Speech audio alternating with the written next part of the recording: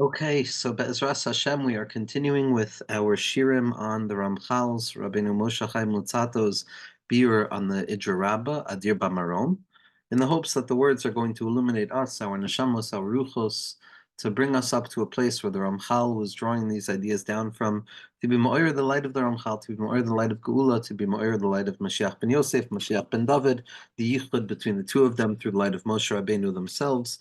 The light of the Yesod should be Yesod, as we're going to see. The Ramchal's Yartzeit is going to be on the Leil Sira of Yesod should be Yesod, because it's the secret of both tzaddikim, Mashiach ben Yosef and Mashiach ben David, the redemption of the self as well as the bittul of the self, the two stages of Geula, Pekida and Zechira, the orientation of the identification of the Prat as it exists in that separation prior to the revelation of all things being unified. Like we said, the Ramchal's Torah is operating in the place of the middle, which appears to be devoid of the unity that was there in the beginning and will be there in the end. And the Ramchal is teaching us always, always, always how to look at the middle, which appears to be devoid of light, through the context of the beginning and the end, to be aware of the fact that there will come a time where the Emtsa is going to be shown to have been nothing but the bridge between the unity of the beginning and the unity of the end, revealing the most profound element of unity itself. And so what the Ramchal is teaching us is about the necessity of both experiences, the Mashiach ben Yosef, which is the development of the self from below to above, the refinement of the nature of an ani. There's a self in this world that needs to be responsible for things, that needs to fix, but then that just leads to the bittul of Mashiach ben David, which is the secret of Lishuascha kivisi Hashem, that all I have is desire and hope towards you, HaKadosh Baruch Hu. And from that binyan that comes out from both of them, from Yosef and David, is the secret of David with a yud in the middle of it, which is the secret of the two Mashiachs, the secret of the revelation between effort and bittul at the same time, the recognition that externally speaking, I'm a person who has to put an immense amount of effort into everything that I do in this world on every level of myself. I need to be chasing after the bus, because if I don't chase after it properly, I'm going to miss it. But at the very same point, all of that intensity needs to simply be a levush, a garment that is engarbing an innermost truth, which is the awareness that I'm sitting on the bus already, and that there's nothing that needs to be done, and that all that is happening is HaKadosh Baruch Hu being Megala, the Hanhaga Hav the unified principle of light. This is what the Ramchal's Torah is all about, that there's going to be the Mesilas Yesharim, there's going to be the battle between the Nefesh that's rooted in Elikus, and there's going to be the battle between the body or the elements of the self that are rooted in being stuck. And the process of learning how to grapple with both of those principles is going to be the path, the Mesilos B'Levavam. It's going to be the path within the heart, the place of the Yetzer Hara and the Yetzer Tov. The Astfunos is the Seichel speaking to the heart. It's the intellectual principle speaking to the more mystical tendency, so to speak. It's all about the doubled nature of things. It's all about the trained Mashiach, and the Mashiach ben David and the Mashiach ben Yosef, which is the secret of the Ramchal's writings in Aramaic and in Hebrew as well. And so we'll continue in the light of this tzaddik. So we're on Daf Vav. We're on page Vav, and I'm using the Rav Shariki Adir BaMarom edition. And we're talking about Malchus. The Ramchal already spoke to us about the secret of Kel Shakai, the reality that everything is what it is, primarily because it has its measurements. Each and everything needs to have dimensionality to it, because without the dimensions, without the measurements, without the framework in which a thing exists, so it would be negated because it would flow into every other thing, and there would be no individualized identity. And therefore, the process of individuation, the process of where something becomes an individual, identifiable thing separate and apart from other things, in spite of the fact that it continues to be in an interrelationship with that thing, the secret of separation and difference within a larger framework of unity comes from the secret of Kel Shakai. It comes from that name of Kel Shakai, where HaKadosh Baruch Hu, through his Kel, through the Chesed, through the Gilui of Chesed, which comes from Bina itself, because Kel is Gematria 31, and we said it's the Milui of the Shem Havaya, but Milui Sag, which is the Vav Dalid, which is going to be the Yud and the Aleph and the Yud and the Yud. So it's Yud, Aleph, Yud, Yud, which is 31. That represents HaKadosh Baruch Hu's ever-present desire to extend himself outwards, Kav to reveal himself more in the world. But at the very same point, Shakai is the secret of the measurements and the limitations and the stoppage that's placed everywhere. And those two names, that Kel Shakai, that light of Moshe Rabbeinu, rests in the place of Yesod Debina, which is the Shirish of the Zion Tachtonim, which is the secret of the Hanhaga that we encounter, the Chesed, Vur, Tferes, Netzach, Hod, and Yesod, and Malchus of Zer Anpin and Malchus. And those seven seros, which are below the higher Parsufim, which are Kesher, Chacham, and Bina, Bina are all formed in their formations within that womb of Bina prior to emergence, although the beginningness of emergence is taking place there in that secret of Kel Shakai. And the Ramchal is going to continue to teach us what it means to grapple with life in its revealed way, in the world in its revealed way, so that we can then go from the way things are revealed back up to the way that they actually are in their upper source. Zokt Rabbeinu Haramchal. V'hine ksiv, and the pasuk says, "Asher bara Elokim la'asos," that Hakadosh Baruch Hu created the human being in order so that it should be done, in order so that it should do. Beside ha'inyan hazeh, what's the secret of this nature of the creation of man? Ki Hakadosh Baruch Hu hitchil habriya v'ha'amida al matzav sheyuchal achar kach ha'adam la'ashlima ad sheyeh lo yaschar al ma'asav. So Hakadosh Baruch Hu created the individual so that the individual could complete themselves. That for the tzaddikim, what they reveal to us is that HaKadosh Baruch Hu could have created the individual completely perfect, obviously. HaKadosh Baruch Hu could have done anything that he wanted. He could have created a world that was idealized in all matters of idealism. Even perfection could have theoretically been a concept if HaKadosh Baruch Hu wanted that to be a concept that we actually have a relationship to. Because we have no relationship to it, because HaKadosh Baruch Hu doesn't want us to have a relationship to the notion of perfection, therefore it's not an actual concept. But theoretically, HaKadosh Baruch Hu could have made everything perfect, and our human minds could have grasped the purposefulness of being created a perfect creature. Theoretically, HaKadosh Baruch Hu could have done anything. But why did HaKadosh Baruch Hu create the individual as a deficient thing? Now, that deficiency that HaKadosh Baruch Hu created us with is what we've spoken about so often. It's not a deficiency by dint of the fact that it's symptomatic of a failure of our part, but rather it's a deficiency rooted inherently in the ontological condition of what it means to be a creature, which is that I am not creator. That kedushasi l'maala mikdushasechem. So HaKadosh Baruch Hu created the individual a bal chisaron. But why is the chisaron there? This is the whole Torah of the Ramchal al Regel Achaz, as he's masbir in the Klalim Rishonim in the Biur on Das Tfuna, that why was HaKadosh Baruch Hu megala the world by way of tzimtzum, which is the hisgalus of a koyach of a chisaron, the possibility of deficiency, as we understand already from the teachings of Rabbeinu Azriel. It's the koyach hagvul, it's the potential of the infinite to express itself by way of finitude while still maintaining its infinitude. But why by way of chisaron? And for the Ramchal, the entire purpose of the revelation of HaKadosh Baruch Hu of all things in chisaron means that there's an arrested development. Things did not get completed. The kav did not come down to the bottom of the halal. HaKadosh Baruch Hu started the process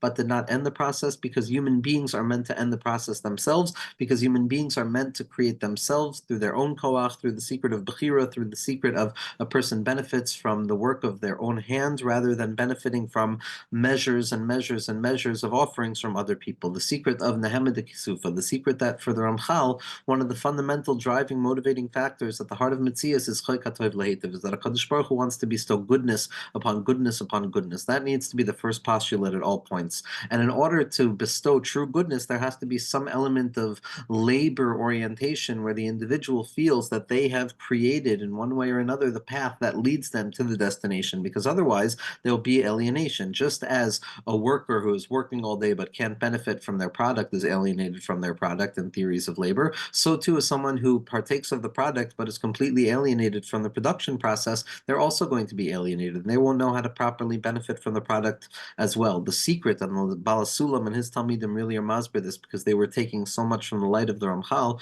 Rabbi Yamin Sinkovsky, whose Torah is coming into the world more and more now, and the Rebbe is very osik in his Torah, and this tzaddik is a Torah of La'asid Lavo already, but he shows how from the Ramchal, in particular the Ramchal's Biur on Idra Rabbah, how so much of the Balasulam's Mahalach is built upon the Ramchal, which is the notion that in order for a person to find that sweet spot in Metzias, there has to be the proper balance between effort and reward, and that if either side is in balance, then that side is going to cause the other side to be experienced in a negative way. So there has to be avodah. A person has to work for their keep. A person has to earn, theoretically, even though I know I can never earn anything, but at least go through the markings or the image of trying to earn what HaKadosh Baruch Hu is giving us. And that's the reason that HaKadosh Baruch Hu created the world in a deficient way.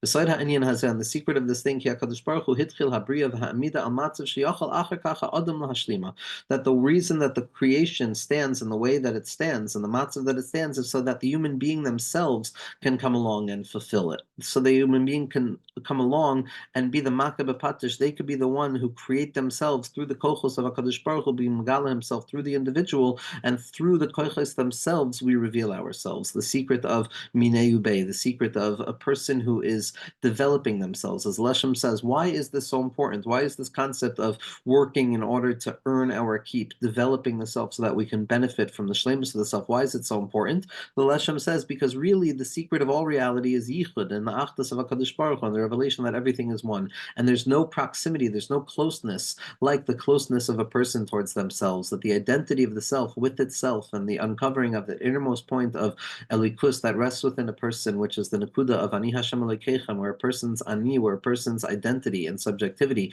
becomes transported and transplanted into a place of the revelation and merkava for the identity kavyachol of ani Hashem Elokeichem, and the person becomes a shliach for the gilui of the anuchias of HaKadosh Baruch Hu through the vessel of their own individual personalities and the secret of ani v'ayin b'vasachas. So then that person is unifying in the deepest manner of unification imaginable. When I come in contact with myself, I am truly coming in contact with the secret of the Yechida Shebenefesh, Yechida Yel Yechidach, that my innermost point of awareness, of aliveness, of the Chaye Chayim that can't be described to anybody, let alone myself. That even after everything is said and done, we're aware that our minds and our hearts have not exhausted all of the intentionality of what we could potentially mean. We don't even know the depths of ourselves. And therefore, the depths of unity that are inherent within a person coming in contact with themselves through the laborious effort of earning their keep is where a person themselves is going to be transformed into the schar. And that's the tachlis habriya. That's the tachlis of HaKadosh Baruch Hu creating the world. Ad sheyelo haschar al ma'asav, so that we should feel that we have some schar based on our accomplishments, based on our action. V'zeh ki ha'adam nivra kfar b'tzelem Elokim. The person was already created in the image of HaKadosh Baruch Hu, and it's tzelem. V'diyukno b'demus diyuknom shamala. And at the same point, HaKadosh Baruch Hu also created the individual with a demus. There's a tzelem and there's a demus. A tzelem is the part of ourselves that's most refined, that's rooted in the upper spaces. It's that kind of spiritual sense that we have that gives shape to all of our various emotions and all of our various thoughts and experiences in the direction in which they go. And the demus is more of the externalized image of that. It's more of the externalized visual expression of that. And both of those elements are how HaKadosh Baruch Hu created the individual, the tzelem and the demus. Nevertheless, but nevertheless, we are still deficient. We are still not fully aligned. We are still not fully in an imitative stance. There's no true symmetry, so to speak, between the lower realms and the higher realms, between the individual and HaKadosh Baruch Hu. Ad sheyesh lemena b'ma'asav hatovim. Only when a person comes and accomplishes those actions on their own will a person have some actual demus, some actual dimyon to what HaKadosh Baruch Hu was. Because just as HaKadosh Baruch Hu created himself, kavyachol himtzias atzmo, Hashem revealed himself, so too the human being has to reveal themselves as well. And only in that act of revealing ourselves fully through our own actions, which by definition demands a chisaron that precedes the need for an accomplishment, that's how we're going to be madame ourselves to HaKadosh Baruch Hu. Not chas v'shalom that we could be shalim, but that our dmus and our dimyon to mahu afata and the imitative principle in which the human being is trying to mimic their creator by way of developing themselves out of their chisaron to uncover shlemus, in that sense it will be perfect. Not that we will be perfect, but our grasp of that imitative principle of our relationship with Hashem will be perfect. V'hu inyan ha-mitzvos, and this concept is the mitzvos. Shehim taryag k'taryag ivari haguf. The fact that HaKadosh Baruch Hu has left room for the individual to create themselves, to fulfill themselves, so that they come to a place of recognizing HaKadosh Baruch Hu's power.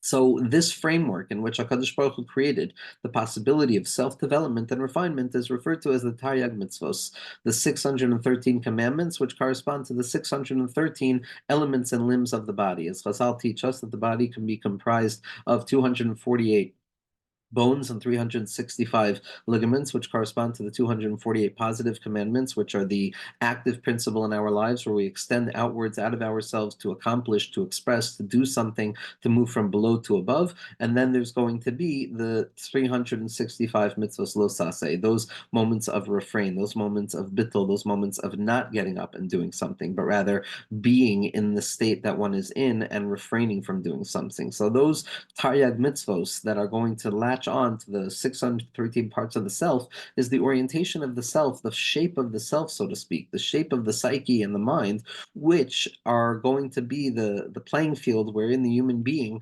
can fully fulfill themselves, where we can now be mashlim ourselves. The Farish Lacha Ata Said Echad Gadol, says the Ramchal, and now I'm going to explain to you a deep secret. And the secret is as follows: Keep mitzvos yesh she'enim tluyim be'ivari ha'adam. So now the Ramchal is going to be speaking about just the human being in general, and then the mitzvos that the human being does. Again, all of this representing the space where we can now actually work on ourselves to develop from below to above, so as to complete ourselves. That there are some mitzvos that find expression in the body themselves. We'll move on. Heitev eich einam inyanim shayu ru'uyim lichanes bevinyan haguf. And there are other mitzvos that it's very clear that they're fundamentally removed from any possibility of embodiment. That what role does the body play in terms of this space in the mitzvos? Some mitzvos appear to be very much oriented towards the body, while other mitzvos seem to be completely removed from the body. And again, the body is that malchus, that place of work, that place of refinement, the reason that we have to be down here, and the slus to be down here. There are certain mitzvos that it's fundamentally clear that they're only lights that descend from above in order to help us along our way. Actions that we do which are in the purpose of awakening a particular response from above. They're almost like the last-ditch efforts of an individual who's incapable of arriving at the desired outcome on their own, and therefore we develop for ourselves, or we're gifted with the mechanisms of tefillah and korbanos, things that we do which bring about a reaction that is far beyond our capacity, mitzvos that have no shaykhs to the body themselves, hatrumos v'amaisros, him devarim tluyim bepulos amoros. All of those things are dependent upon the way that HaKadosh Baruch Hu is running the show, the way that HaKadosh Baruch Hu is being mashpia on the grain, on the world, on mitzias. Those are the external shapes of reality. But there's also mitzvahs that seemingly should have been found embodied within the individual. Because when a person learns about tefillin, when a person learns about tzitzis, and a person learns about the fact that tefillin represent moichin that extend out of a person's mind and our desire to use our mind to engage in this world and to express ourselves, but also to allow the mind to become the receptacle through which we connect ourselves to HaKadosh Baruch Hu, and the connection between the mind and the heart through the ritzuos and the subjugation of the arm and the work and the effort of the individual towards HaKadosh Baruch Hu with the tefillin shel yad. Those are embodied elements. Those are mitzvahs that theoretically could have been found within the body and the shape of the body itself. Tzitzis, which is the surrounding light, the Or HaMakif, which represents the fact that there's always a whiteness that exceeds the knowledge of the black letters that my mind can comprehend, and that place, the corner of the tzitz, and that place of tchilas, where I transform the blackness into the sweetness of a blue that is softened by a white. Those are things that find expression in the body. Those are lights that are found above, and they are found within the individual themselves as well.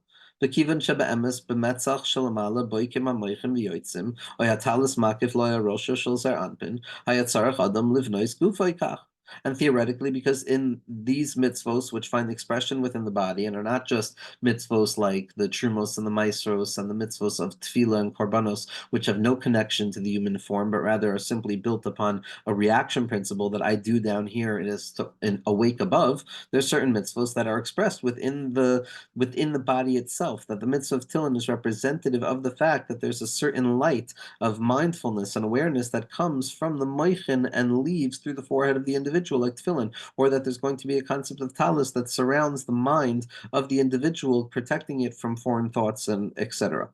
Theoretically, the individual should have been built in accordance with all of these principles. The embodied principles should be within them. The tefillin should be within the person. It should be a limb itself. Why is it something external that we have to put on? And if you want to tell me that there's only going to be a time where tefillin are revealed and therefore they can't be revealed all the time, the Ramchal is asking a very serious question here. Why is a person not born with a body part of tefillin and tzitzis? Why is it something that has to be drawn down? And if you want to tell me that that it's because tefillin are not always going to be nahug in a person's life, and it's only representative of moichin de gadlus, and there's going to be times of moichin de katnus, and what am I going to do with the tefillin in times of moichin de katnus? Mamela, I can't have it as a body part. We see certain body parts. We see teeth. We see elements of the self which actually develop. Meaning, this was the world that the Ramchal was operating within. The real kasha that came from above revealed itself in the kasha down here as to, so why are there no tefillin in the body? Meaning to say that the elyonim were machriya the tachtonim. This is an insane question, Kavyachal, if a person has no orientation towards the elyonim. But if a person lives in the elyonim, then the question ultimately is, why is it different than the tachtonim? Because we're aware that everything down here should be representative of that which is above, and then any deviation down here that we see is worthy of a question. So Amnan ze inyun tali mamish b'shem ze shel Shaddai shehu mitzayer ha'ivarim. But rather, this is exactly what we spoke about, that this shem kel shakai in the mavoy de ima, in the womb of ima, in that place of bina, prior to the extension of zer anpin v'nukva, of the individual and their experience outside into this world, there is a formation process that takes place. And sheish dai be'elukus l'chol bria v'bria sha'amar dai lo ilamu, that HaKadosh Baruch Hu decides what's going to be expressed as what, and even though it seems that it should be this way in accordance with the principles of our knowledge, nevertheless, it's Sha'amar La'ilamoidai, it's HaKadosh Baruch Hu is Matzayer them. And when a person is aware of this, Teda Gamkein Lama Nikra Tfilin Vahatzitzis Ois V'china Shabbasus V'yaman Tovim V'al Kulam Ois Bris Kodesh. Then we're going to come to understand why all of the mitzvos, and in particular certain mitzvos, and in particular bris milah, in particular the nekuda hapnimis of all things, that possibility of signification, of direction, of attachment, of connectivity, of hashpa'ah. That's the whole secret of the Yisoid, the whole secret of the Ois Bris Kodesh, and all of the mitzvos in general are oises. They're signs. They're signs that represent a transition from above to below and from below to above. But they're not signs that are created by the individual. They're signs that HaKadosh Baruch Hu has decided to create. And once HaKadosh Baruch Hu has decided to create those signs, it's not necessarily up to us to determine, so why is this mitzvah like this and why is this mitzvah not like this, but rather they're all expressive of the process of the malchus of HaKadosh Baruch Hu. Let's go a little bit weiter. Hine b'Zohar HaKadosh Parshas Vayetze.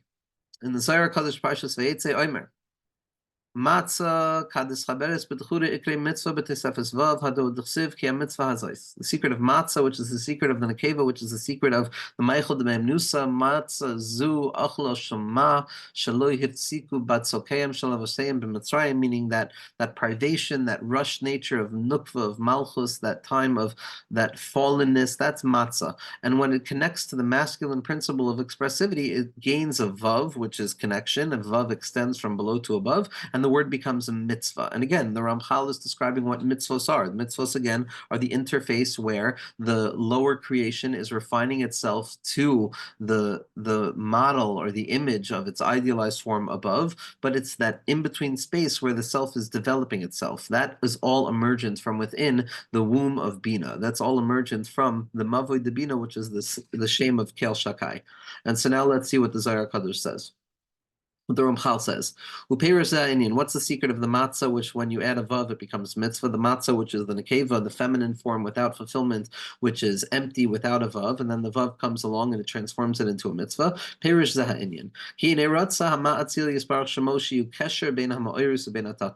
Like we said before, what HaKadosh Baruch Hu wanted there to be, Kavyachal, is that there should be a point of connection between that which takes place above and that which exists below down here. Our human experience and the celestial process in which HaKadosh Baruch Hu is being megalazayin yichud noira ad ma'od, like we've been discussing. Ad shepulus atachtonim tuchal hagia elayonim, so that above can move up to below, and below, so that above can descend down below, and that below can ascend up above. Otherwise, without a bridge and a connective device, without that gesher tzar ma'od ma'od, without that yisoid should be yisoid, without that connection with that amud hayedua that the Baal Shem Tov describes, that the aliyah through the amud hayedua that brought him to the heichal of Mashiach Tzidkenu, where he asked Mashiach, when are you going to come? Came as Kasimar, and Mashiach Tzidkenu answered the Baal Shem Tov,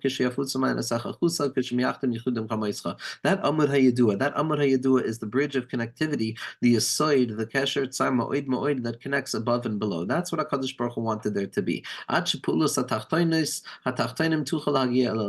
that all of the actions down here below can actually have an impact up there, or at least that we can imagine that that's the reality. Because in truth, obviously, HaKadosh Baruch Hu is running everything, even the knowledge that our actions have some sort of significance. And for the purpose of the development of this connectivity,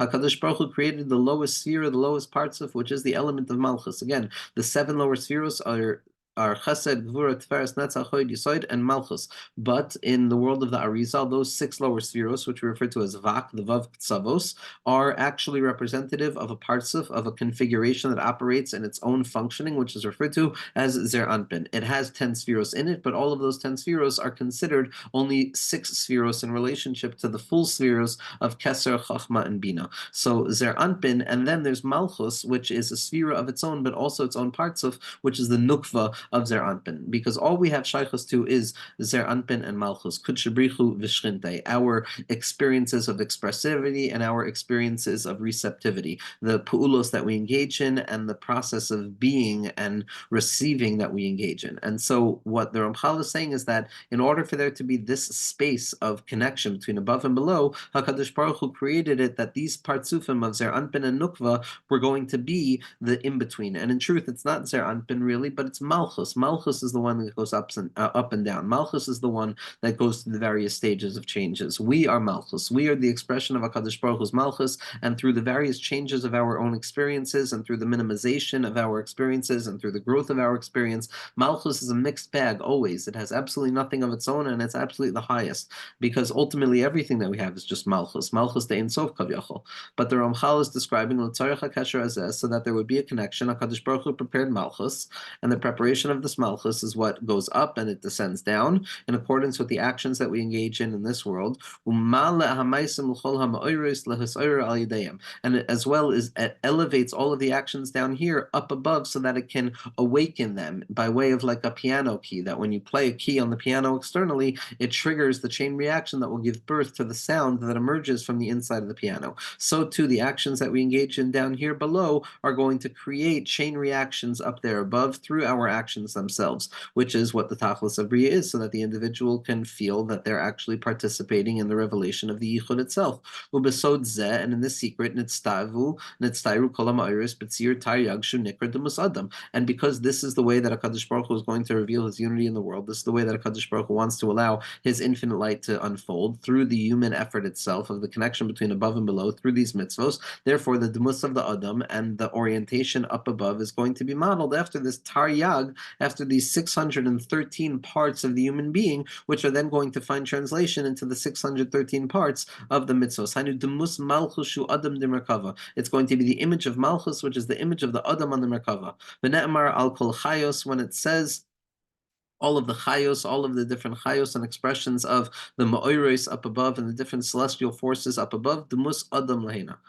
And the image of the person was facing there. The image of the person there, the orientation of the fact that there's the notion of a Ben Adam on the Merkava as well, and it's not just a Nesher, Shor, and a Kruv, and it's not just those elements of kochos beyond human experience, but rather like Yaakov Avinu comes and says, "Achein yesh Elokim b'makom hazeh v'anoichi lo yadati," as Rav Shimshon Master Poli Hashem Yinchom Dama points out. Achein yesh Hashem b'makom hazeh. What Yaakov Avinu encounters as Kisei HaKavod is the revelation of HaKadosh Baruch Hu's light from above. Achein, he says, I understand there's an Arya, there's a Kruv, and there's a Nesher. I understand that those things are there, because I know the celestial forces, the things, the powers that express themselves in nature and animals, all of those things are so beyond human comprehension that they come from above. But when Yaakov Avinu goes to sleep and he sees himself there as well, he comes out and says, "Va'anoichi lo yadati." What I didn't know was the Yud, was that the face of the human being is there, is that I'm there, is that a Yid is there, is that a Kadosh Baruch Hu wanted that the Jew, that the mind of the Jew, and that the mitzvos and the ma'asim tovim of the Yid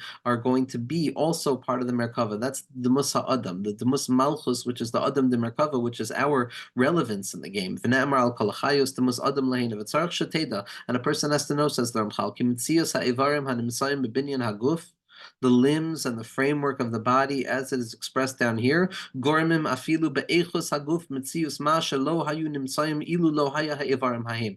think for a second that the body is just representative of that which takes place above, and therefore the body is just a mushal, but rather the body itself is the metaphor as well. It's the understanding and the depth of the metaphor, in the sense that the body itself determines what's going to take place above, and therefore know, says the Ramchal, that even in the quality of which the body is functioning, it's also going to shift. The quality kavyachol, of the way those things function above, as Rav Kook describes also in the refinement of the body being a refinement and a process of tshuva.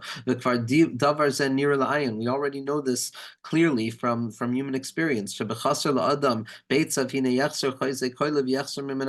a person is missing reproductive organs, then their voice is going to be destroyed, or they're not going to be able to grow a beard. And from this, a person can understand and intuit to all other balances between the way I experience my body down here and the way my spiritual self is going to be experienced. Even though these bodily shifts and changes are not apparent to the external eye, but nevertheless they can actually function this way, in a concealed way.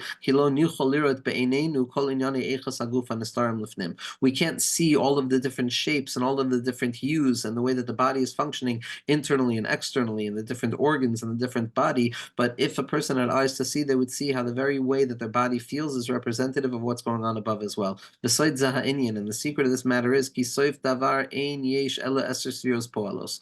In the end of the day, the way that HaKadosh Baruch Hu reveals himself in this world is that he allows his essential and unfathomable light to reveal itself by way of 10 measuring valves, so to speak, 10 tools, which are referred to as the 10 spheros, which are not the essence, God forbid, of HaKadosh Baruch Hu, but rather they are the pu'ulos of HaKadosh Baruch Hu. They are the tools of HaKadosh Baruch Hu. They are the way that HaKadosh Baruch Hu enables his infinite light to express itself down into reality. That's all that we have. All there is are the 10 spheros. Each and everything is composed of those 10 things. The Ivarim heim leguf enam ela spheros. And the Ivarim, the limbs that a person experiences in this world, are nothing other than iterations of the spheros. As we understand, we're talking about all of the tikkunim that take place on each day of sphera. Each sphera is connected to a different body part. The head is going to be oriented towards Keser, the Ratzon, the middle part of the brain, the corpus callosum, and then the right brain is going to be, the right hemisphere of the brain is Chachma, and the left hemisphere of the brain is Bina, and the neck itself with all of its various parts is going to be comprised of Das, and then the body and the torso is Tiferes, and the right arm is Chesed, and the left arm is Gevura, and the left leg, and the right leg is going to be Netzach, and the left leg is going to be Hod, and the reproductive organs are going to be Yisoid, and Malchus is going to be a person's experience, and with each and every one of those limbs, there's also another 10 spheros, as we know, Chesed, Shebechesed, Gvura, Shebechesed, etc., etc. So we know that all of the Avarim and the body is nothing other than the iteration and the fractalization of these spheros. Don't only think the external form is rooted in the spheros, but the quality, the inner quality, and the form in which they take shape, and the way that they're experienced are also expressions of the spheros themselves. Sometimes the spheros descend down, and the Seder Shtalshalos, and the way that HaKadosh Baruch Hu wants existence to take shape, is that there's certain expressions from above that form into physical elements of the body. And in other ways, it's going to be the tendencies of the self, the personality, which are going to be rooted. There's two parts to the Adam. There's the shape and there's the form. There's going to be the chomer and the tzura. The chomer comes about in one way and the tzura comes about in another way, the inner and the outer self. We've already explained this distinction between the inner shape of self and the outer shape of self, but nevertheless, what the Ramchal wants us to know here is that both are descendant above from the spheros themselves, kaviyachol, through all of the tzimtzumim to down to olam ha'asiyah. Tira bebinyan v'ta'asa ever echad. Pay attention to the process of one particular limb. And then you find the different quality of that limb, and then you find how that quality gives birth to another expression, and it gives birth to another way that limb can be expressed. And if you get rid and something's missing in the way that it's formed, then you'll also have a deficiency in the expression of it. There can be no expression without a formation that precedes that expression, and therefore any deficiency in the formation is going to express itself as a deficiency in the expression. You're not going to find something in the expression that's not found in the formation of it. And this is also true with regards to the Ataras Bris as a fundamental place in the body of the Bris Kodesh, the Ois Bris Kodesh, which is going to be the Mila and the Priya that reveals that Nekuda Pnimis of the innermost point of signification and connectivity, that the Rikia, which is the Yesod, represents Iker, represents the fact that there is essentiality, that there is one thing for one thing, and there is a particular point of significance inherent within each and every moment that holds all things together and that the center can hold. Kibad Davka Tali Shlemas and parts of mitzvos. And it's specifically there at the bottom of the body that it's going to be the completion of the body itself and the secret of the development of this shape, which is going to play in this in-between space, in this playful space where HaKadosh Baruch Hu is going to allow us to be mashlim ourselves, to make it seem like we are being mashlim ourselves, to let us play with the wooden swords where we feel that we're in charge and that we are in some element of control of bringing about lights from above. That's the place that HaKadosh Baruch Hu reveals the body in all of its specificity, which is representative of all of the mitzvos and the spiritual processes that the person is going to go through to try and engage in this place of malchus. V'zeki Taryag told us nimsimla, the Haim Taryag mitzvos, and that there's the 613 outgrowths of these mitzvos and the 613 elements of the body, which are the mitzvos, and they're also the taryag ha'ela, these 613 mitzvos and body parts, mehem pu'ulos l'ma'orus, mehem ha'iris ma'iris atzmon. Some of these things are going to go up and create chain reactions above, and some of these experiences down here and some of the mitzvos that we encounter are going to go to even higher places. We don't know the power, the value of the work that we're doing. V'hinei tira ata inyan amila shabatliya kol haTorah. And now, in order to understand this process, in order to understand the concept of the self-refinement necessary to come out of this world through a lens of effort and holy labor that helps me build myself,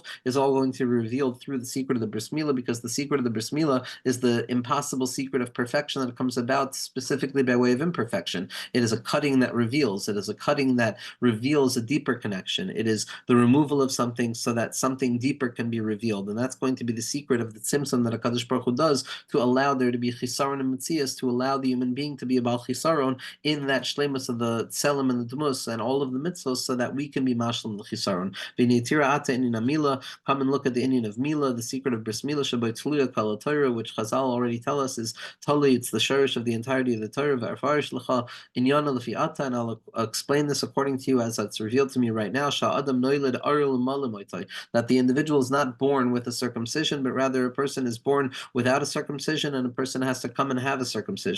This secret of the imperfection that precedes the perfection, the secret of the cut that needs to cut away from what appeared to be whole in order to reveal that the human being is a perpetually deficient creature that is in the process of refining itself, as Rabbi Akiva teaches us, as we're going to see. And we're going to explain this concept first and foremost when it comes to Adam Arishon, who in fact was Nivra Mahul. Adam Arishon was theoretically created perfect, and why every other person has to be created imperfect, that's going to be the secret of how we begin to understand the role that we're going to play in this world, Be'ezras Hashem.